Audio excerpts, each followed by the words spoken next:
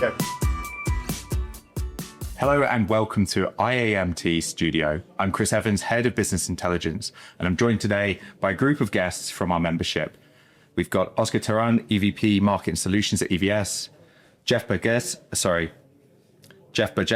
VP Technical Program Management and Affiliate Relations at the CW Network, and we've got Lisa Spencer, VP Marketing Communications at Irdeto. Welcome, everyone. Thank you. Thank you. So let's just start off with a little bit of a personal introduction about yourself and also the role of your company. Oscar. Yeah, my name is Oscar Teran. As you said, I'm EVP Market and Solutions. So basically, I oversee the product management and go-to-market for the whole EVS portfolio. So also looking at the 5-year business plan realization with the P&L. Jeff? I'm Vice President of Technical Program Management and Affiliate Relations at the CW Network.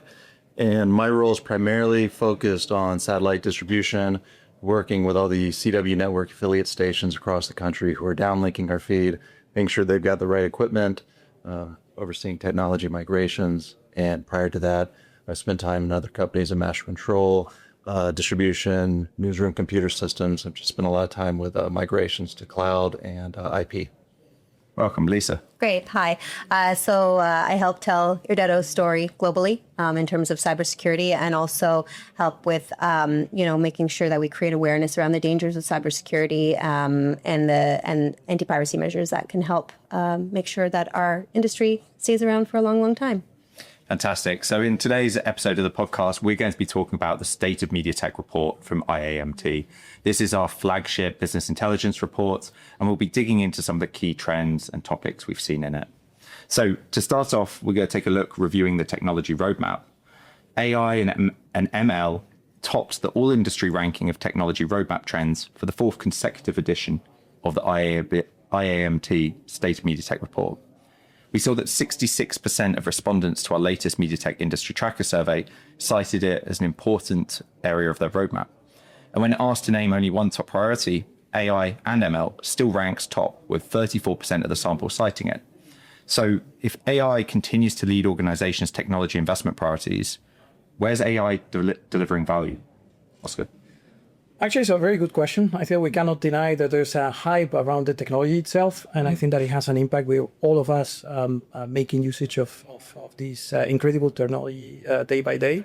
But it's also relevant the way that you bring things together to actually add value to customers. In our case, in the case of EVS, I think that we look at it from 2 different angles. First of all, productivity internally, how we can become more efficient. In the other one, how can we help our customers to become more productive and more efficient, and offer them as well a new generation of creative tools. I think that that's an important axis. Also enhance creativity without perhaps entering into the field of altering reality or creating a parallel reality, as we are mostly all the organizations that we serve, they are storytellers. That they are bound to actually stick themselves to reality. So that's a key component, I would say. Yeah, I'd say in my experience, where I've seen the most immediate impact was with ASR, automatic speech recognition, closed captioning.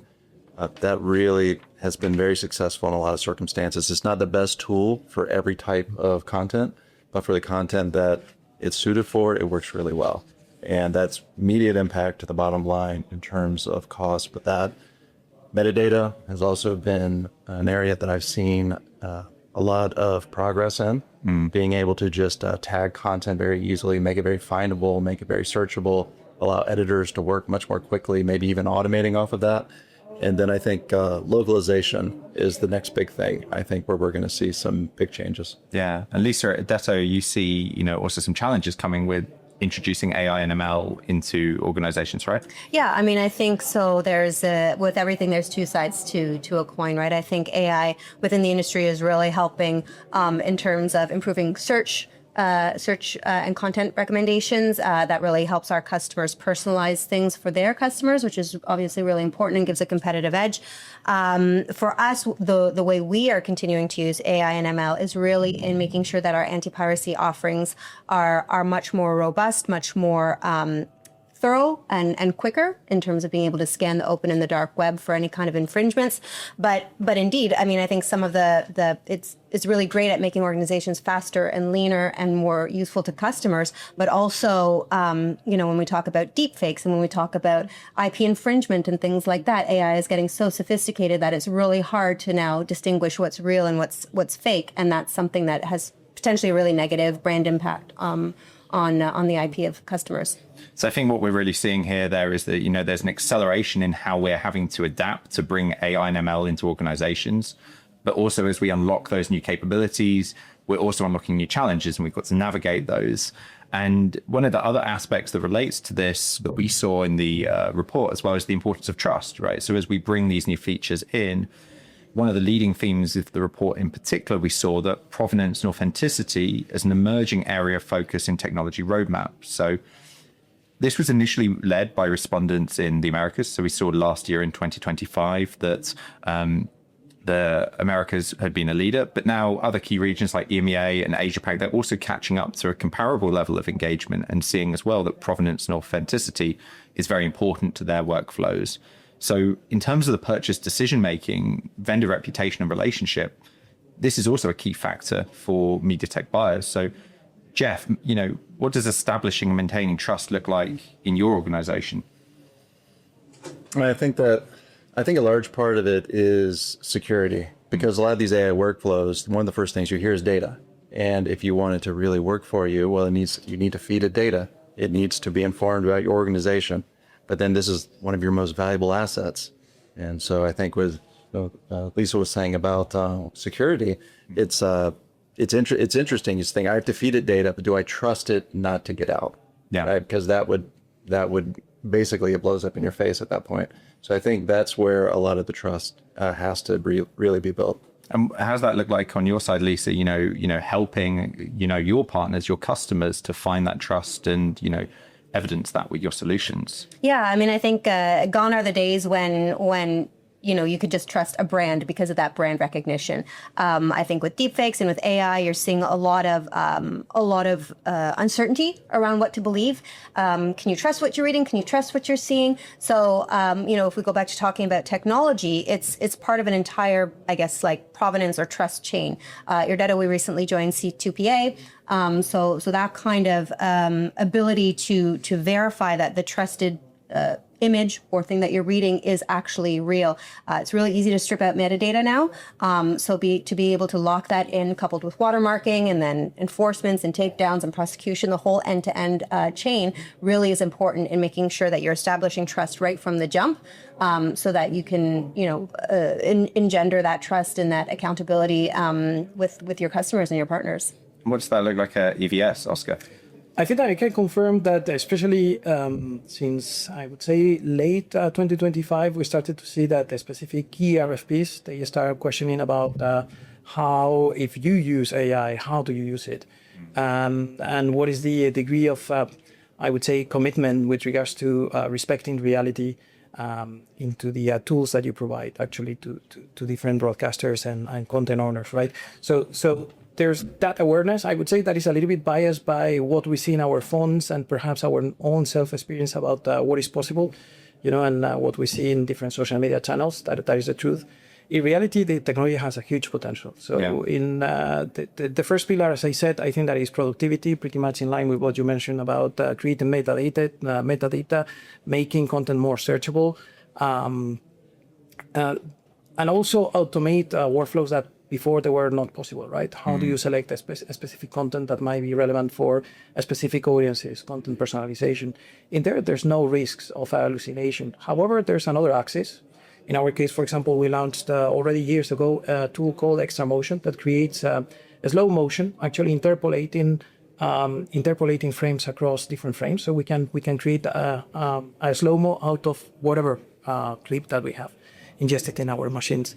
And that initially created lots of questions, right? But in any case, whether you use AI or not, the need for interpolating the frame, it will be there.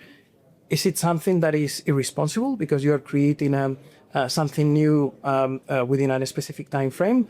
Well, we were doing it before. The point is that now you put a stamp of AI and people get somehow a little bit concerned about what you're doing behind. So we need to be vendors. We need to be clear. What is the impact that it has in reality when we process video or we process audio. But in general, if it serves storytelling and you are not truly manipulating what is reality, I think that it has great potential, right? And that is different than what it would be pure hallucinations, that there's a risk, questionably, or what it would be manipulated or creating an alternative reality. Yeah. So another aspect of this is in the deployment. So, Jeff, are you buying single vendor solutions or multi-vendor? Is interoperability important as well in this trust conversation? Yeah, I'd say interoperability is incredibly important. And our approach is very multi-vendor. We've yet to see the single vendor who can do it all. And really with a multi-vendor, a lot of the case for a single vendor is often that interoperability. But I think we're starting to see that be more prioritized with APIs, control planes, things of that nature.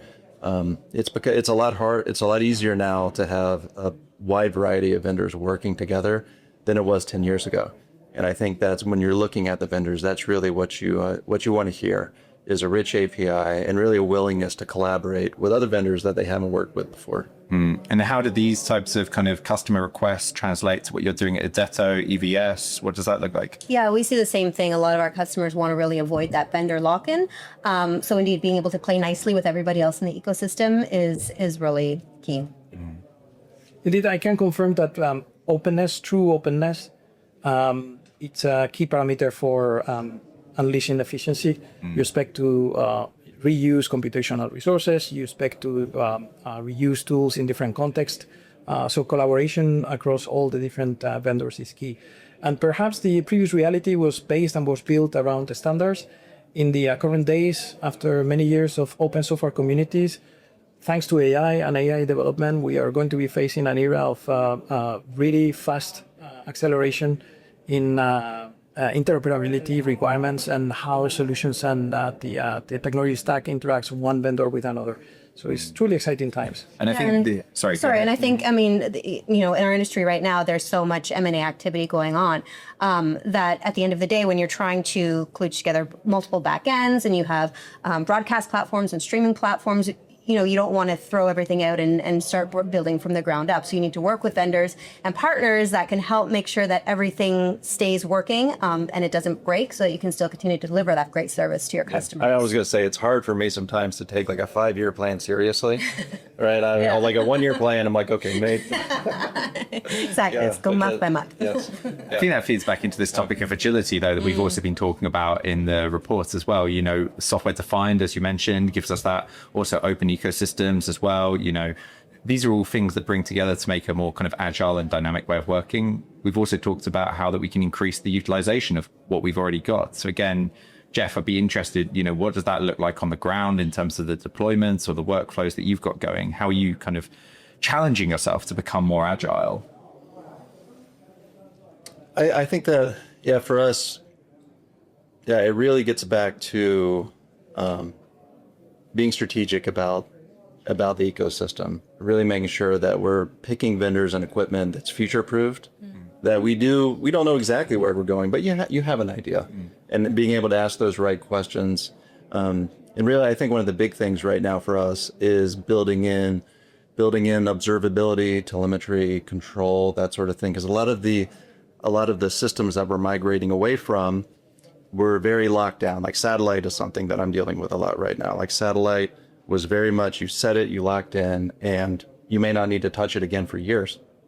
We're moving now to more like dynamic technologies, which can do many more things, but there's also a lot more that can break, like right from the beginning. And so whereas maybe we did not need to have visibility into IRDs on the far end before, or very limited, now we need to know more about it. We need to know more about the environment that we're delivering to. So if something goes wrong, we can react faster. Interesting. And then we see, kind of building on top of that observability point, one of the other key themes coming out again is evaluation, looking at the investment and the transformation in organizations, return on investment, total cost of ownership. These were two of the other aspects of purchase decision-making that we identified that became the most important to MediaTek buyers in the latest data. We also saw that a smaller proportion of respondents expected their budgets to grow in the year ahead. and almost an equivalent, number of those expected their budget to decrease. So as every investment itself is now under scrutiny, what outcomes are most important to measure? What metrics do you see being most important where you're focusing in the MediaTek supply chain? And I put that out as an open question, whether that's, things at EVS, Irdeto, you're seeing requests from your customers you're responding to.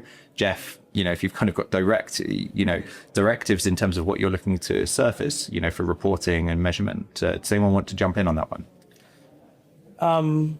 Yeah, sure. I mean, I think just to build on Jeff, what you were saying is, you don't know what's going to be coming down in a few years in terms of technology, in terms of new innovations, in terms of where the market's heading. So for us, what we're seeing is to really be a true partner to our customers, not just a vendor, not just here's our widget that we're selling you. It's really understanding your business, working with organizations such as IAMT to understand where the market is heading, so that we can, from where we sit from a security point of view, advise best on how to make sure your business is secure and future-proof going forward. So I think indeed the agility comes back. We talk about trust. Trust isn't only from a technology point of view, but also trusting the people with whom you work. At the end of the day, we do business with people, not logos. So to have that relationship, to understand, where the business is going, where the media landscape is going, and working together to achieve a safe, enjoyable experience for customers is really key for us in what we do day in, day out. From an EVS perspective, actually one of our key values is customer intimacy. So I think that the journey starts actually not at the end, not with the technology, but understanding what are the customer needs and what is his business case. So if you can attach yourself to that needs and prove that you can actually contribute to the realization of that business within the metrics that the customer is aiming for, I think that you have more chances to pursue subsequent discussion in which perhaps technology is more relevant. So unquestionably, from that point onwards, I think that being able to prove later on that the resources that you're providing to the customer, they're going to be used, and be able to have dashboards that they prove usability, number of hours, SLA, uptime, and that the customer understands that throughout the life cycle of the investment that made, it managed to actually realize the business objectives that they had. I think that is a second step that it has all sets. But in general, human relationships, I fully agree with Lisa. They are the first stepping stone. You need to be able to establish that relationship and speak the same language and align yourself with the objectives of the customer himself. Yeah, I'd say for me, when it comes to ROI and equipment, a lot of that hasn't changed for me. A lot of it still comes back to the viewer experience. Like, we've gotten rights to the content they want to see, great, but it's got to be delivered to them. You got to have quality on that side. And so reliability, uptime, quality of experience for the viewers, I think that's still paramount, because that's ultimately who we're trying to deliver to. Yeah. So on both sides of the fence, I can see that's very clear in terms of, the delivery on the promise, to your audience and, to your customers, the media and users. That's very clear. And I think as well, when, we've got these other aspects like trust that might be seen as kind of more qualitative kind of aspects to a relationship or kind of doing business. We've talked a lot about productivity. We've talked about return on investment and all of these kind of areas, increasing the volume of content that's being fed out to audiences across more devices than ever. But we can also reframe the way that we evaluate the success or the outcome of a project or a technology deployment or transformation. And can we take a more holistic approach to measuring outcomes, or are there other measures that you're thinking about in your organizations, right now? We talk maybe a little bit about team and culture, motivating innovation in product development, maybe some of the engineering aspects, maybe predictability. Does anyone want to weigh in on that topic? Indeed, it's a very interesting question. I would say that by definition, the media broadcast industry has changed over time. So we are not engaging with the audience, and that is a clear fact, through a single window. So by definition, all the products that we bring to our customers, they should allow to engage with multiple audiences through multiple outlets. I know that perhaps it's a motto that it has been overused during the last years, but it's unthinkable that you launch a product in which you only enable the engagement with just a single group of an audience for our customers. So that is one axis. The second one is that reconnecting with AI. AI is enabling fast prototyping as well, and the ability for being able to understand what might or might not work for the customers, hence for the company you work for. So combining these two axes, and I think that with a good understanding of what are the objectives that the customers have in mind, enable us perhaps to raise the bar and actually deliver enhanced value. That is going to be an ongoing requirement moving forward.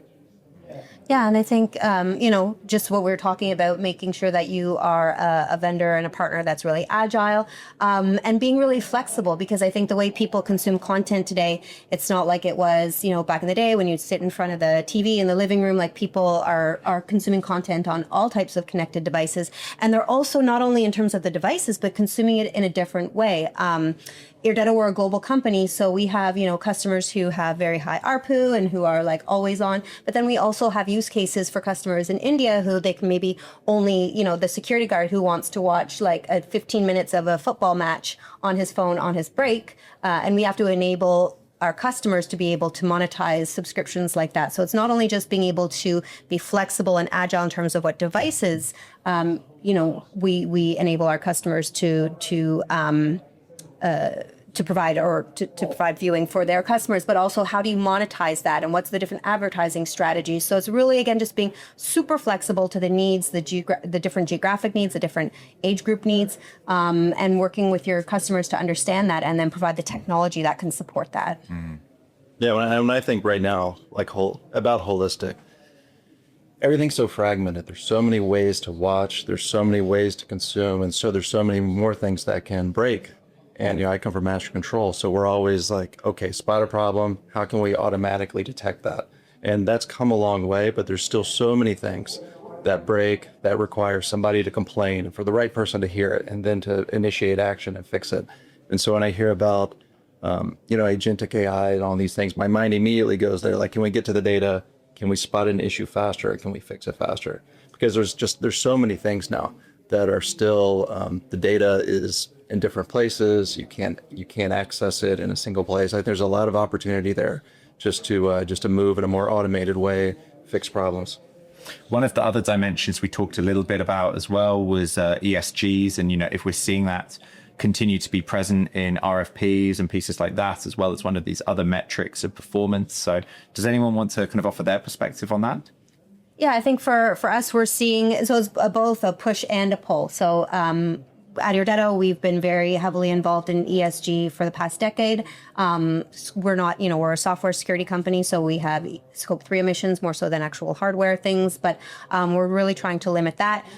In terms of how we use AI, we try to use it responsibly because, as we know, it consumes an incredible amount of resources that's actually impacting today, the storage capacity and everything else. So we try to use AI responsibly internally, but also from customers, we're seeing that that's a requirement now, that they want to work with companies who are ethical, who have ESG postures. We have some customers who are very, very all in, and even they look at some of the documentation that we provide. There's, traditional kind of coding language that's like master slave and white box, black box, and even things like that. They're like, we need to find a better way on how to communicate this. So it's something that we take seriously. It's something that our customers take seriously, and it's just the right thing to do. I would agree. Actually, EVS is a publicly traded company. We report on ESG matters, so from different axes, from security to carbon footprint to responsible hiring, talent management, impact on local and wider communities. So it's part of our DNA. Actually, it's translated even to the product design phase. So as a code of good practice internally, we used to assign to all the different product managers and solutions managers to at least be able to impact one metric around carbon footprint, which is a little bit controversial because it can be measured from different look angles, right? So if you just think in the global impact that you do overall by actually processing video, unless you establish a marker per hour or per volume, it is very unlikely that you will be able to grow the P&L and at the same time reduce drastically your carbon footprint. So it's a challenge that it has, I would say, it has a marketing component, but if you take it seriously, and we do, it also impacts the design process on the products themselves, and perhaps even holistically how you're going to help in transforming the at the end industry that is based on storytelling, from one angle or another. So very interesting, and actually a point for attention for the whole industry. Absolutely. Yeah, I've seen that, the level of corporate responsibility, evolve to become a greater issue. Typically for me, my role is typically more at the corporate level is defined there. But we, of course, believe in what these ethical approaches to solving these problems. And a lot of times things align. A lot of times, you don't even, it's better for the environment not to have these AI cycles. It's better for the company. It's, I think, aligning. The company is in business to make money, but at the same time, you can do both. And finding those ways to where we can be responsible financially and also ethical at the same time, they line out quite a lot. Yeah, I think that, that topic, as you mentioned, about evaluation, think about outcomes, think about purpose. This is becoming much more clear in the state of MediaTech right now in terms of organizations throughout the value supply chain having to be very clear in their direction. And then again, that comes back to the leadership in terms of understanding, what the key objectives are. So, I really appreciate everyone sharing their perspectives, Lisa, Jeff, Oscar, in terms of getting us into the deeper aspects of these topics of trust, evaluation, and agility.